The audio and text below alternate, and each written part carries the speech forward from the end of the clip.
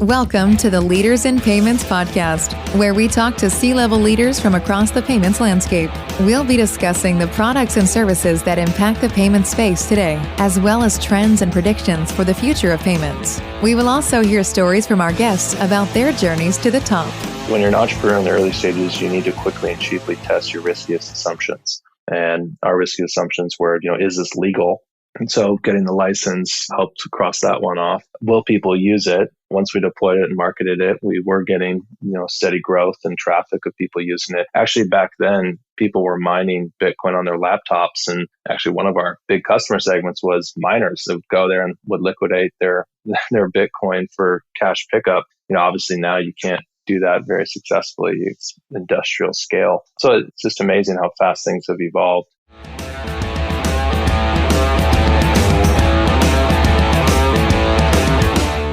That was Neil Bergquist, the co-founder and CEO of Coinme, and he is our special guest this week. This is episode 107 of the Leaders in Payments podcast, and I'm your host, Greg Myers. Neil is from Edmonds, Washington, and got involved with a tech incubator after college, and it was there he was introduced to Bitcoin. Coinme is the largest licensed cash-to-crypto exchange in the U.S. It was started in 2004 with a Bitcoin ATM. Today, they operate 17,000 locations across the U.S. in partnership with Coinstar and recently launched a partnership with Moneygram.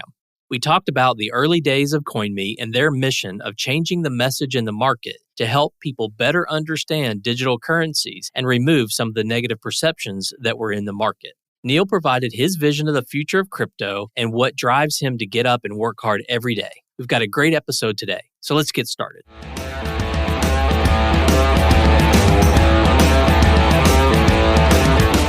Hi, Neil. Thank you for being here, and welcome to the Leaders in Payments podcast. Thank you for having me, Greg. Well, let's dive right in. So tell our audience a little bit about yourself, maybe where you grew up, where you went to school, where you currently live, a few things like that. Wow. Okay. I'm from Edmonds, Washington, just north of Seattle. Went to school down at Willamette University in Salem, Oregon. And then in 2010 came back to Seattle after getting my MBA down there. And at that time, Seattle was really starting to take off. Amazon was really hitting on all cylinders. Microsoft had already had a lot of success and really got involved in the local tech entrepreneurship scene with a tech incubator. And that's when I first learned about Bitcoin. Okay. Well, that's a good segue into the discussion. So let's talk about Coinme. Tell the audience a little bit about what Coinme does.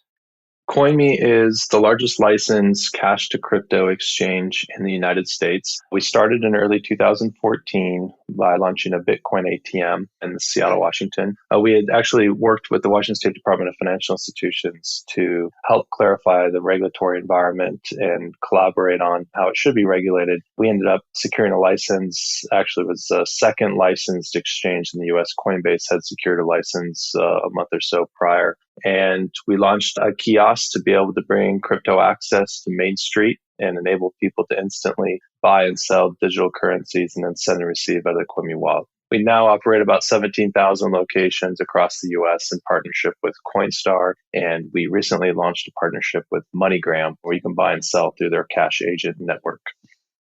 Okay. And so basically maybe walk through the use case of what a consumer does.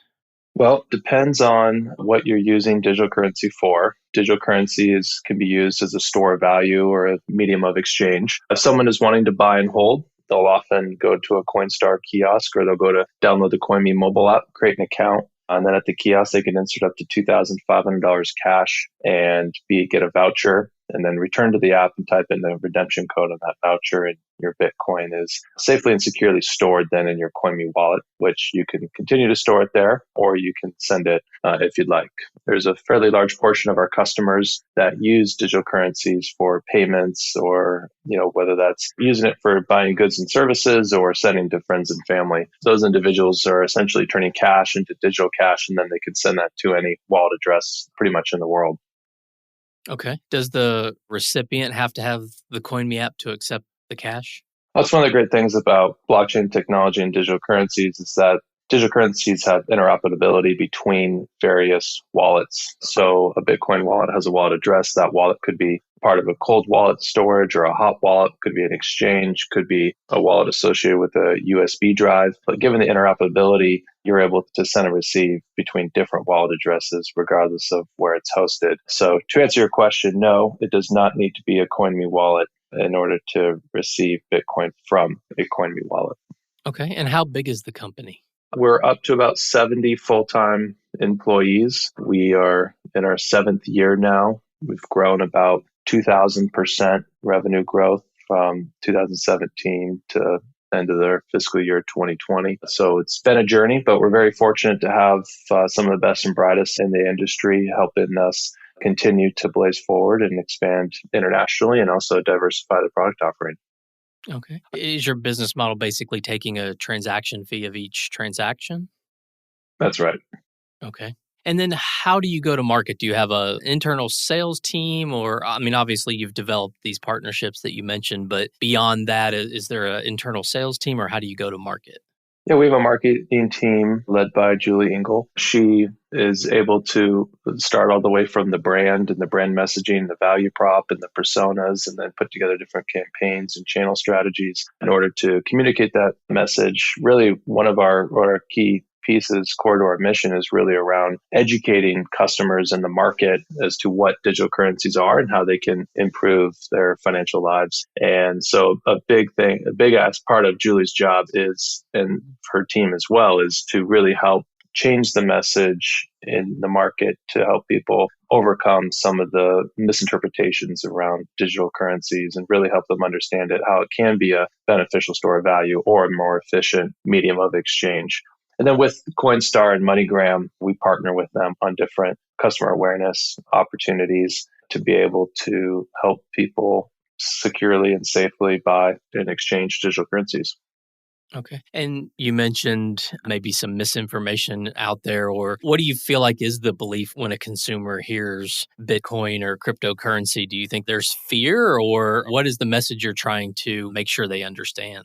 There's a lot of confusion. I think it would be kind of funny to maybe even rewind back to 2013 and what was the confusion then? What was the confusion in 15, 16, 17, 18? It seems to evolve. Now it's about energy consumption, among other things, or China banning it, even though China's banned it 2 other times in order to try to take some wind out of the market.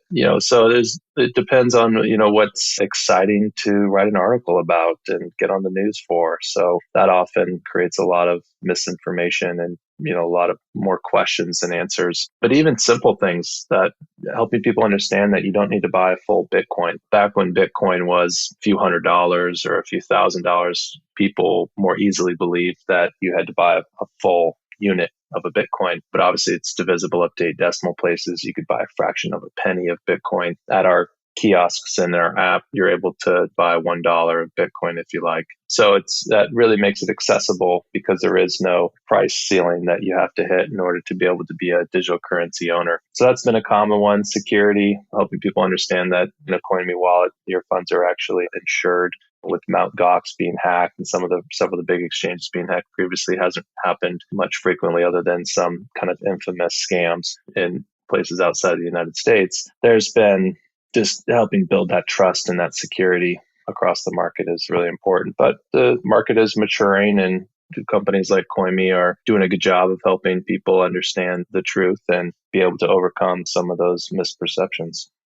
Okay. And what is the regulatory environment like? I mean, are there state by state laws you have to follow, or how does that kind of look? Yes, states' rights. They do have the ability to regulate digital currency how they see fit.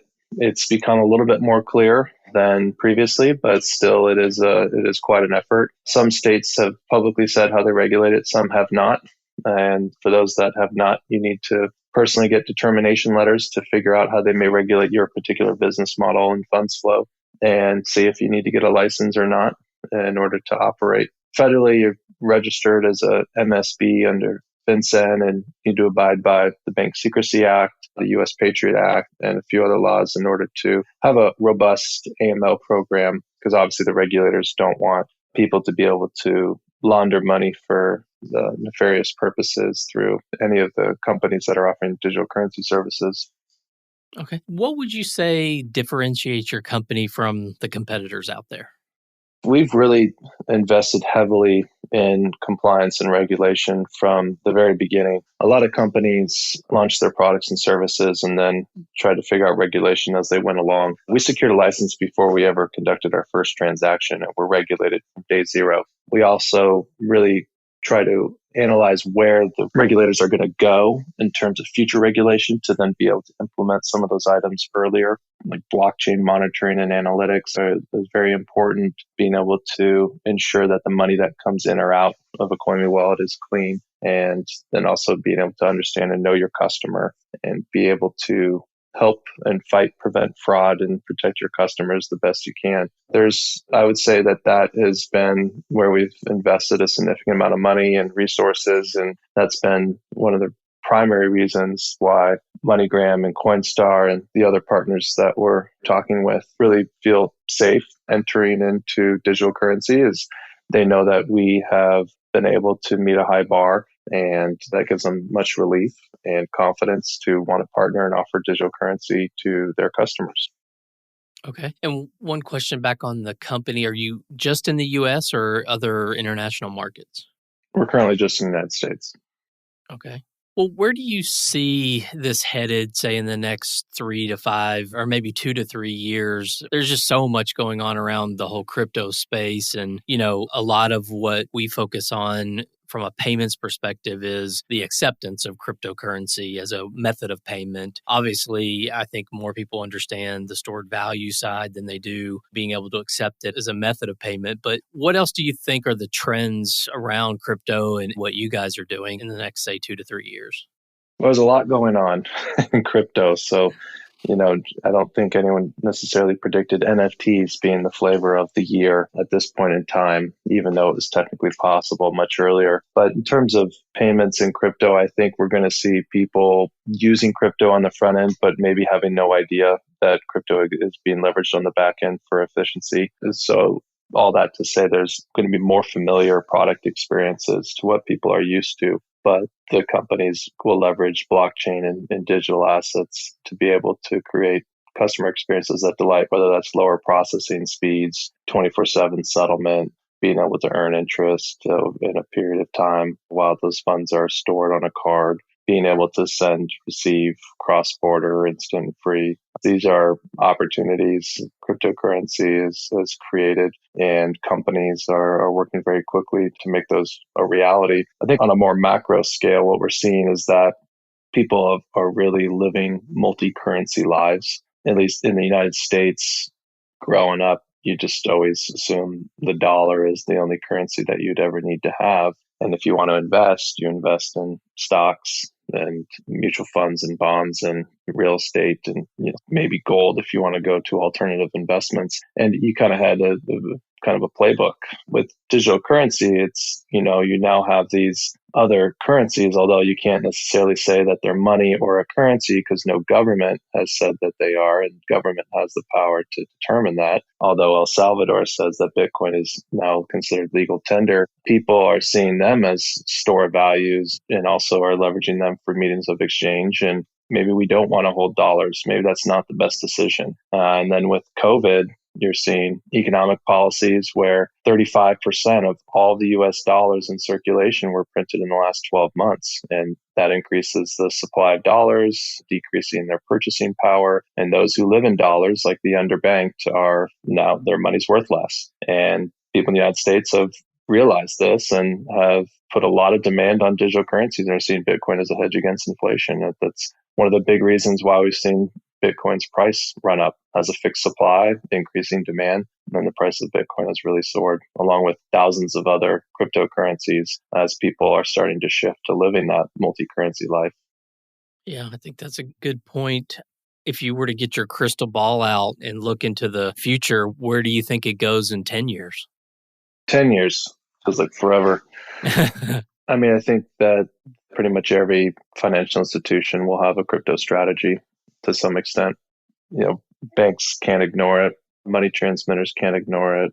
Payment processors are already leveraging it and involved in it. So I think we'll see a lot of the adoption grow where those companies have their customers, but emerging markets is really where I think the big social changing opportunities exist. If people have a store of value that they can rely on, then they don't have to be victims of inflation and have, their hard-earned savings vanish for a period of months because of some dictator's monetary policy. And that's what's really exciting, is the opportunity to really level the playing field across the world, regardless of where you live, regardless of where you were born, but to be able to have access to a safe store of value that's, mobile first on your phone. You control it. No one else is manipulating it for their benefit and not yours. And, I'm really excited to see the social economic impact of digital currency access going global. And unfortunately, we'll see that across the world, except in essentially communist countries is what it is. But there's a lot of opportunity in the emerging markets to really change lives through digital currency and empower people to be able to have that peace of mind that will follow. Okay. Well, let's switch gears a little bit and talk about you. So tell us about your journey to your role there as the co-founder and CEO. So you mentioned you got involved in the tech space. So maybe walk us through your career progression. And then I would love to hear the founder story, how you came up with the idea. Wow. Okay. Well, when I was the managing director for the tech incubator, we had partnerships with Microsoft, PayPal. We had about 200 startups in the program, about 1,200 engineers and entrepreneurs. It was the largest incubator in the Northwest. And it was just a great opportunity to be constantly learning and understanding where technology is going, where markets are going, and really see what's next. And that's where I met my co-founder, Michael Smyers, who had co-founded another tech company in Seattle that was doing well. And he was really into Bitcoin and purchased some Bitcoin ATMs, almost impulsively, just out of excitement, and started talking with him more about it and realized there's a lot more to this than just buying an ATM. This is money. You can't just create a new business that is supposedly operating with a new form of money. So then that's when we started engaging with the regulators and really understanding the market better and security and the technology. And before I knew it, I was really inspired with what this can do for not only the local economy from the incubator's perspective, but also for people. And this is really one of those technological breakthroughs and ahas that is really once in a generation. And so that's when him and I started working more closely together. And, we co-founded a company around this, and were then eventually able to get the license and launch the machine. And really it was, when you're an entrepreneur in the early stages, you need to quickly and cheaply test your riskiest assumptions. And our risky assumptions were, is this legal? And so getting the license helped to cross that one off. Will people use it? Once we deployed it and marketed it, we were getting, steady growth and traffic of people using it. Actually, back then, people were mining Bitcoin on their laptops. And actually, one of our big customer segments was miners that would go there and would liquidate their Bitcoin for cash pickup. Obviously now you can't do that very successfully. It's industrial scale. So it's just amazing how fast things have evolved. But being able to operate the machine, get a bank account was another risky assumption. That was extremely difficult. We contacted over 200 banks. I used to make a goal of calling like 20 a day. We set up offices in like Montana, thinking that we would have better access to a credit union over there. I mean, you just do whatever you can. Even though we're licensed, we couldn't get a bank account. So you got to cross off that assumption as well. Eventually we got one. And then as the assumptions really test themselves out and prove themselves, we realized there's a bigger opportunity here, and eventually raised $1 million seed round and have been going full speed ever since. So was the original vision to build these ATMs and deploy them yourself? We initially purchased kiosks that had software on them to enable the buying and selling of Bitcoin for cash. That company ended up going under. And so then we built software on those kiosks to operate our own wallet and our own operating system. And that was particularly challenging, but it worked. And then with 2017, the price went up to almost $20,000. And that's when a lot of larger companies started taking Bitcoin seriously. And Coinstar was a company we all knew about growing up in the Seattle area. They're located just on the other side of the lake in Bellevue, and was able to get an introduction, get a meeting, and say, hey, we could go deploy thousands of Bitcoin ATMs, or we could crypto enable your existing footprint. And the timing was right. They used our data and our validation and licenses really as a proof of concept that it works and there's a business opportunity here. And that's when we transitioned our business into being a crypto enabler as opposed to the crypto provider and operating the hardware ourselves. And so we launched the Coinstar partnership in January 2019, and it's fortunately been the fastest growing product in Coinstar's history and has really been a great success story. Okay. And then you mentioned Moneygram. Do you want to talk about that partnership as well? Yeah, so Moneygram is one of the world's largest money transmitters. They have over 350,000 agents globally. And an agent is someone where you can go to give them cash, or someone you can go to pick up cash. They may be sending or receiving from anywhere in the world. So that infrastructure that they've built over 80 years is huge. And with Coinstar, they have 20,000 kiosks, mostly in the United States, some in Europe as well. And, we're on a path to crypto enable those locations. With MoneyGram, it's an opportunity to get more global coverage quicker. So we started in the United States. We have over 10,000 locations crypto enabled now, where if you go to the Coinme mobile app, you can create an account and then use cash to buy Bitcoin or sell your Bitcoin for cash pickup at a MoneyGram agent, which is most likely near you. But because of MoneyGram's scale, it's really the most affordable way to buy and sell crypto with cash in the United States, which is great to be able to leverage those existing payment rails to be able to offer digital currency services at scale and make it ubiquitous and really have full coverage, full access, regardless of where you live. And that's, true to our mission of really being a gateway to digital currency and a better financial future. Being able to provide ubiquitous access is really living to that promise of Bitcoin, the headline of the white paper, a peer-to-peer electronic cash system. And MoneyGram gives us that infrastructure and the opportunity for global scale. Okay. Well, back to a little bit about you. So maybe talk about one thing that you're passionate about on the personal side and one thing you're passionate about on the business or professional side. Let's see, on the personal side, I guess it's kind of more immediate. Being an entrepreneur can be extremely exhausting and it'll take everything that you give it. And so one of the ways that my wife and I, and who's also my business partner, one way we just recharge is just go out hiking. We live near the Olympic National Park, and it's a great way to get outside and just be in nature and hike and camp, or go down to the beach and paddleboard and tide pool, and just being outside. It's just kind of a great way to kind of reset and recharge in a lot of ways. So, definitely passionate about that, in addition to several different causes, but that's where we find ourselves spending our time here, particularly in the summertime. On the business side, I think obviously a digital currency and the opportunity that digital currency has to truly improve people's lives. We really see ourselves having a dual focus. Obviously there's investors and investors want a financial return, but at the same time, there's the opportunity for an immense social impact. And that's what really makes this truly exciting and an opportunity to do something bigger than yourself and have a lasting impact for the world and really change lives. And that's what really makes the sacrifices worth it. And the late nights, early mornings, the risks, all the challenges that come with scaling a business, particularly one that's not clearly defined from a regulatory perspective or even from a technological perspective. That opportunity for a global social impact is what's really exciting.